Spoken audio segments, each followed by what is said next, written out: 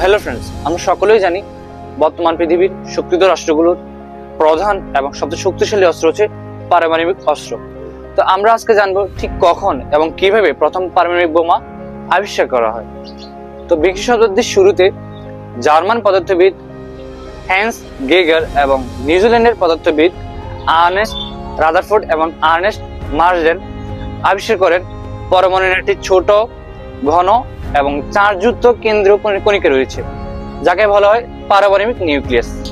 তো এই পারমাণবিক অস্ত্র তৈরি করার জন্য প্রধানত দুইটি উপাদান ব্যবহার করা হয়। একটি হচ্ছে ইউরেনিয়াম 235 এবং প্লুটোনিয়াম 239। কিন্তু এই উপাদানগুলি প্রাকৃতিকভাবে পাওয়া খুবই বিরল। মূলত 1898 সালে ফরাসি পদার্থবিজ্ঞানী পিয়েরি কুরি এবং তার স্ত্রী মেরি কুরি আবিষ্কার করেন পিচ ব্লেড ইউরেনিয়ামের একটি আকৃতি। তো এই পিচ ব্লেড থেকে ইউরেনিয়াম 235 এনরিচমেন্ট প্রক্রিয়ায় আলাদা করা হয় এবং যখন পর্যন্ত এটি 90% বিশুদ্ধ না হয় ততক্ষণ এটি অস্ত্রে ব্যবহারের অযোগ্য থাকে। অন্যদিকে প্লুটোনিয়াম পারমাণবিক চুল্লিতে উৎপন্ন করা হয়। তো এবং পারমাণবিক অস্ত্রে মূলত দুই ধরনের নকশা ব্যবহার করা হয়। একটা হচ্ছে গান টাইপ বোম, একটা হচ্ছে ইম্পালসিভ টাইপ বোম। তো গান টাইপ বমে দুটি ইউরেনিয়াম 235 কে জোড়া লাগানো হয় এবং বিস্ফোরণের সময় একে অপরকে ধাক্কা দিয়ে বিস্ফোরণ ঘটানো হয় এবং চেইন বিক্রিয়া সৃষ্টি করা হয়। অন্যদিকে ইম্পালসিভ টাইপ বোমে ইউরেনিয়াম 235 এর চারপাশে বিস্ফোরক বসানো হয় এবং বিস্ফোরক কোরটিকে বোমের ভিতরে সংকুচিত করে রাখা হয় এবং এটি সুপার ক্রিটিক্যাল অবস্থায় বিস্ফোরিত হয়। তো পারমাণবিক অস্ত্র নিয়ে প্রথম ধারণা দেন ইংরেজ লেখক H.G. ওয়েলস। তার একটি বিখ্যাত উপন্যাস যেটি 1914 সালে প্রকাশিত হয়েছিল এবং সেখানেই প্রথম তিনি পারমাণবিক বোমা নিয়ে লিখতে শুরু করেন এবং তা প্রথম বিশ্বযুদ্ধের কিছুক্ষণ আগে প্রকাশিত করা হয়েছিল। তারপর 1939 সালে আলবার্ট আইনস্টাইন এবং লিও সিলার্ড তৎকালীন মার্কিন প্রেসিডেন্ট রুজভেল্টকে একটি চিঠি লেখেন। তো এই চিঠিতে মূলত তিনি রুজভেল্টকে জার্মানির পারমাণবিক অস্ত্র তৈরির সম্ভাবনা নিয়ে মার্কিন প্রেসিডেন্টকে সতর্ক করেন।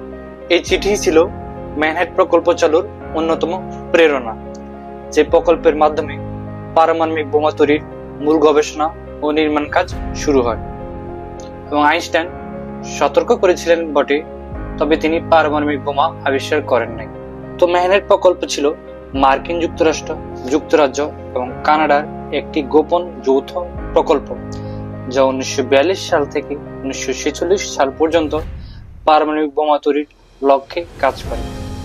তো এই প্রকল্পের প্রধান বিজ্ঞানী ও প্রকৌশলী ছিলেন মার্কিন যুক্তরাষ্ট্রের তাত্ত্বিক পদার্থবিজ্ঞানী রবার্ট ওপেনহেইমার, যাকে পারমাণবিক বোমার জনক বলা হয়, এবং তিনি ছিলেন প্রধান বৈজ্ঞানিক পরিচালক।